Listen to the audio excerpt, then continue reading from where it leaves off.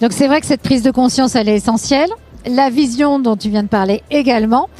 Néanmoins, la formation et le plan de compétences, tout ça, on sait que ça a un coût. Alors comment on peut évaluer finalement l'impact de ce plan de développement des compétences versus les investissements que l'on va y allouer? Alors moi, j'aime à dire que finalement, le plan de développement des compétences, ça doit être aussi le regard sur le retour sur investissement. C'est normal qu'un investissement, on puisse voir ses bénéfices derrière.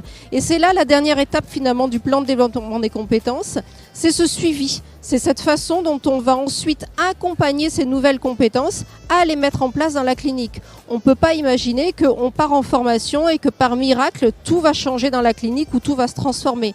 Ces nouvelles compétences, elles s'accompagnent, elles s'optimisent en situation professionnelle. Et c'est cet élément-là qui va nous permettre d'identifier les effets de la formation.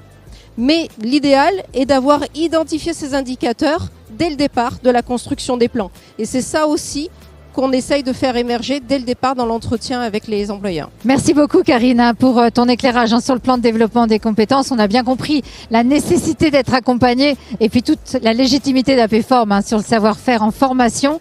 En tout cas, merci à toi. Et j'espère que si vous êtes vétérinaire, eh bien, vous avez été intéressé par ce plan de développement des compétences. Et concrètement, comment faire? C'est très simple.